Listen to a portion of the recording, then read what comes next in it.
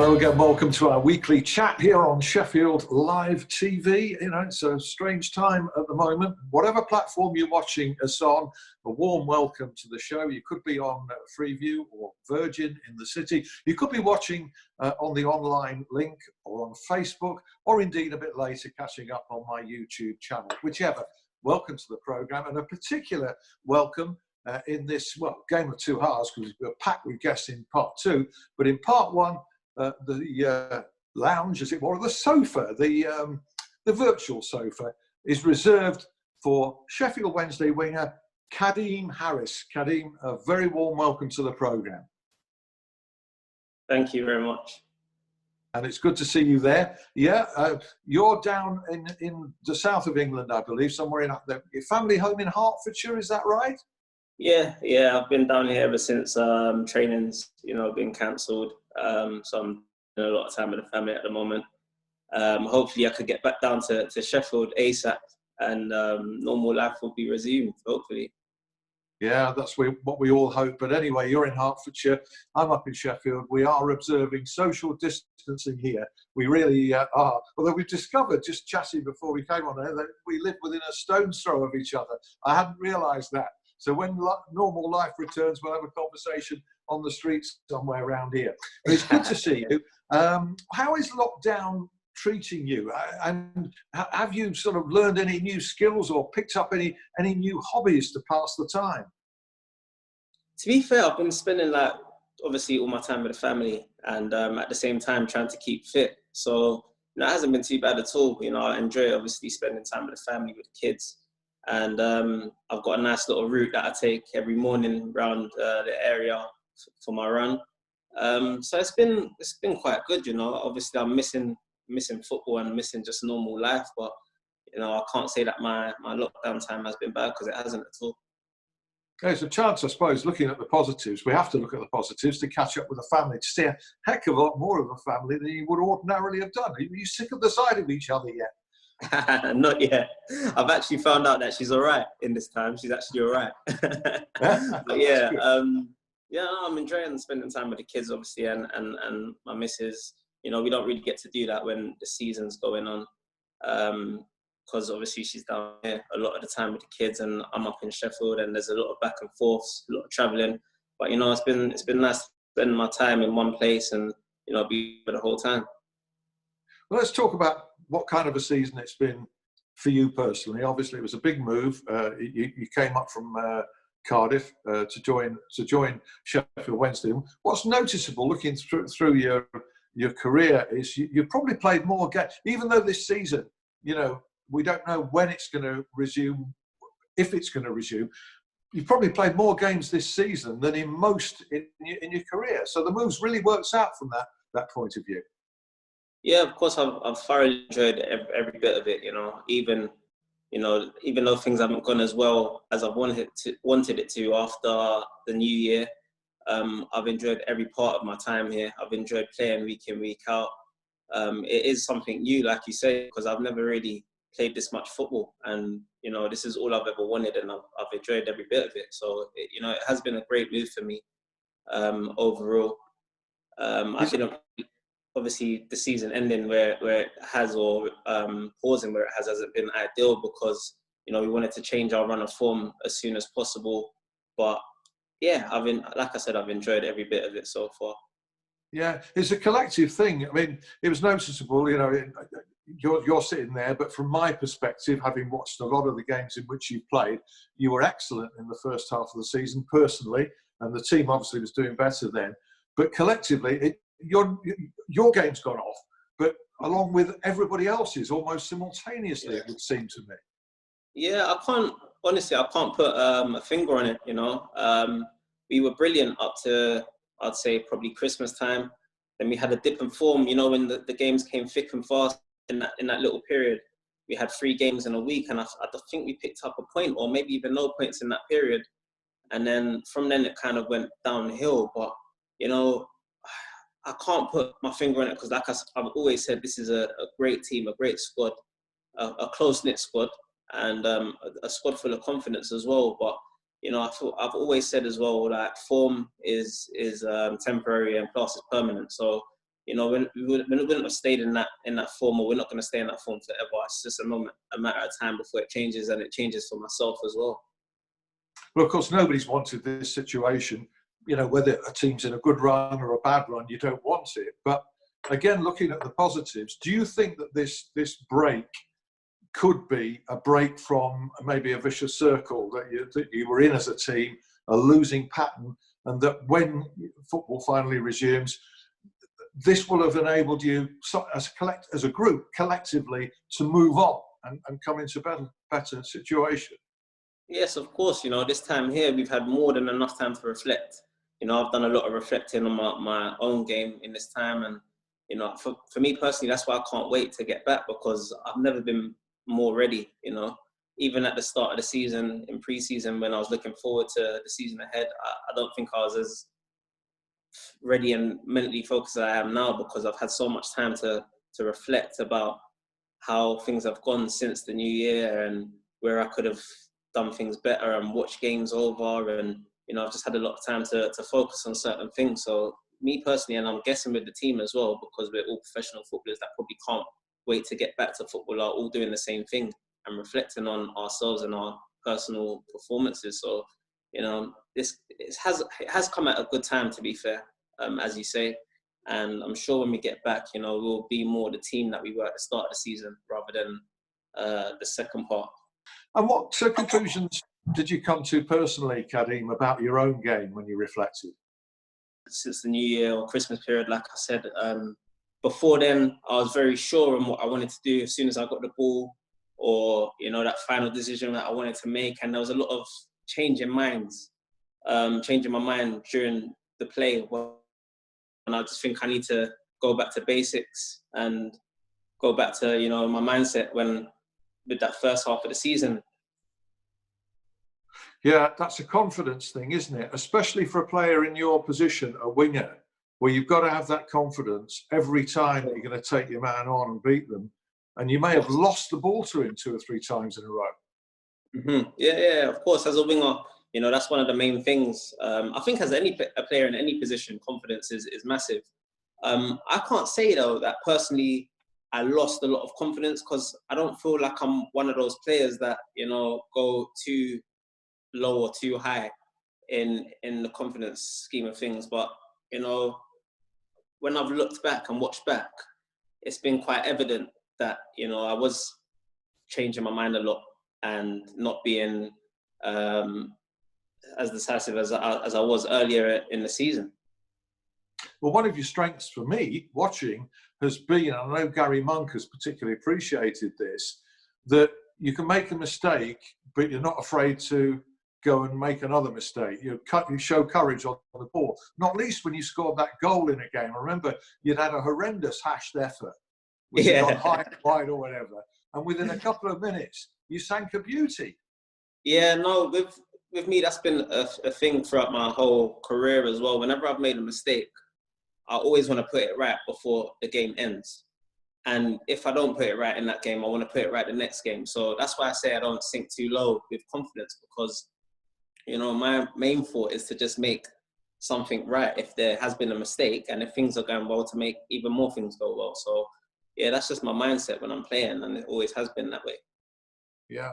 Well, tell us about the difficulty, if it has been, of sort of signing for one manager in Steve Bruce last summer, and then Steve going to Newcastle, and Lee Bullen taking over as caretaker, and now Gary Monk being appointed. That's 3 managers within a very short space of time. What has that been like for you personally as a player?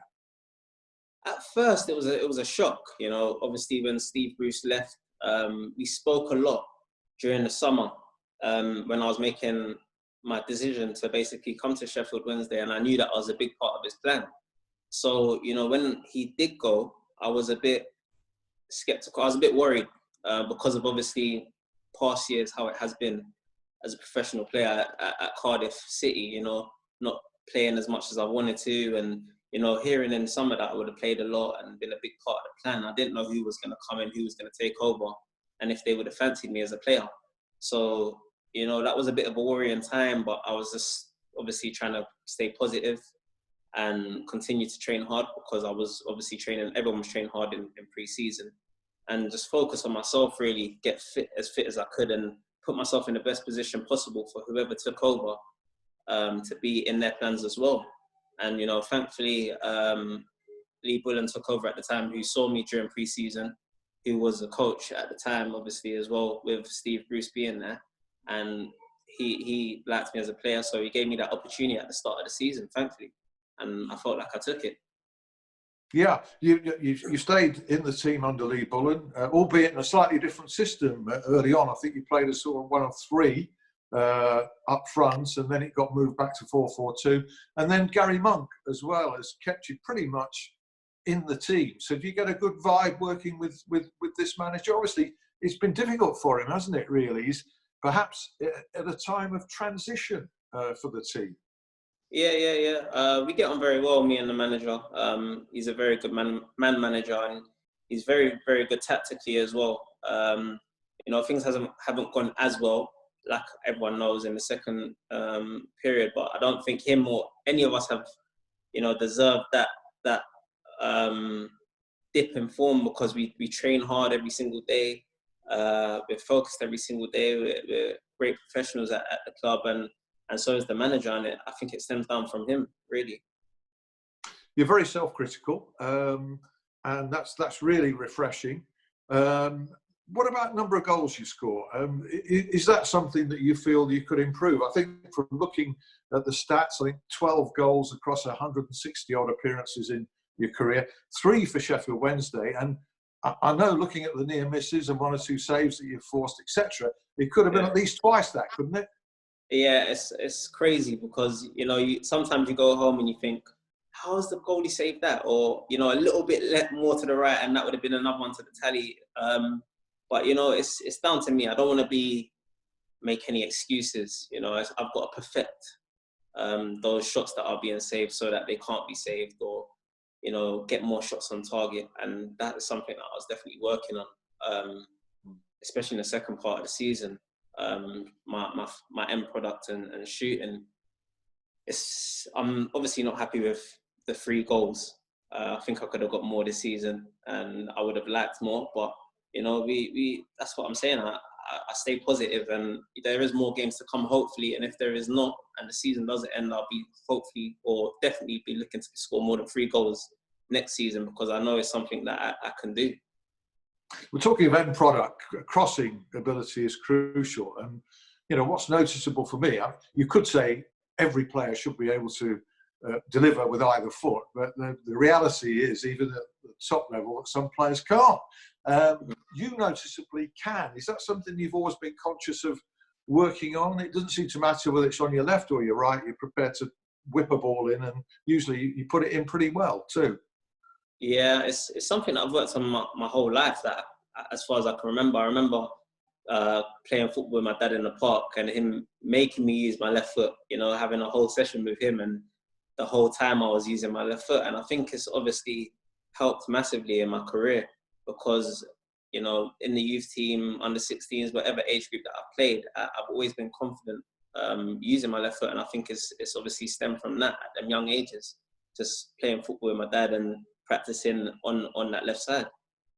Well, Sheffield Wednesday, by and large, have used you on the left-hand side, your weaker side, for crossing from the byline. Have you a preference? Would you rather be on the right-hand side?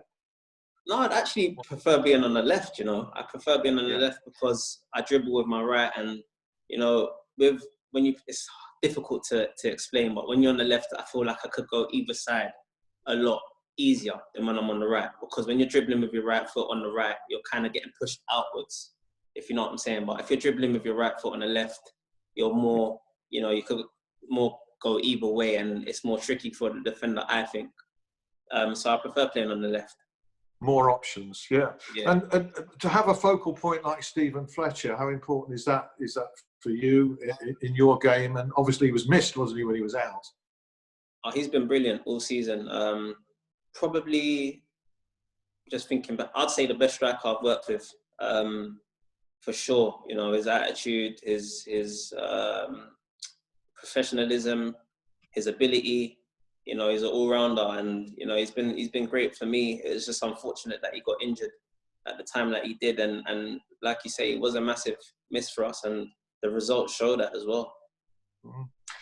You're a throwback for me, people of my age, because for a time in the game, wingers appeared like they were dying out and out wingers, and I would say that you are pretty much an out and out winger. Did you have any role models? Is that the position you've always played in? And did you have any role models, people that you followed and looked up to in that role? To be honest, when I was younger, I used to be a striker. So I always looked up to Thierry Henry, because I'm Well, he was a winger. He was a winger before. Originally. Yeah. But when he started playing for Arsenal, he started to play up front, and that's how he made his name as a striker. So he was someone that I definitely looked up to in my younger years, being an Arsenal supporter. As I got older, you know, I just tried to learn from players that I played with, the ones that were in the senior team when I was in the youth team. So I was at Wickham at the time, and Matty Phillips was playing in the first team, and he's not much older than me. Yeah. So, you know, I used to look up to him a lot, and take little things from his game and try and put it into mine. And then obviously, again, with being an Arsenal supporter, Theo Walcott. So just like I say, I've always tried to follow good professionals that are in the team that I'm at.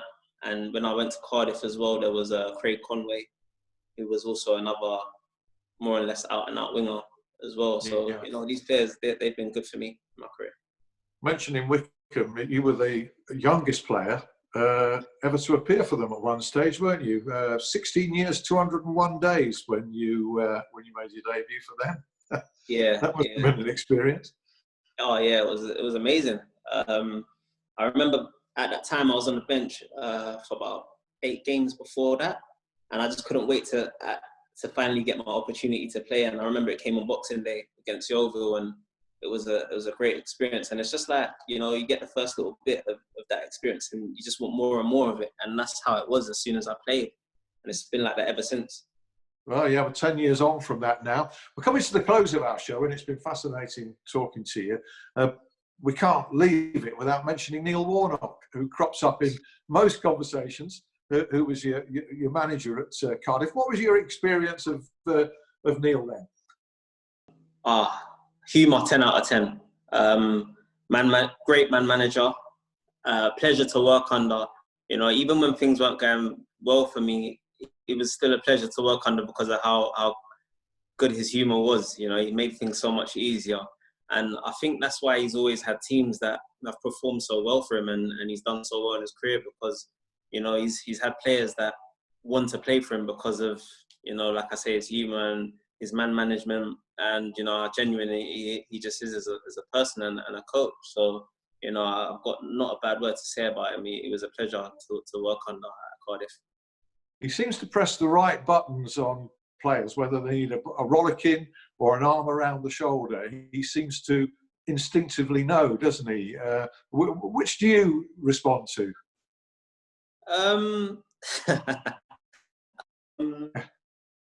I think I'm fine with either or, to be honest. You know, we had, like I said, we had a really good relationship. I didn't get much, you know, telling off by him at all.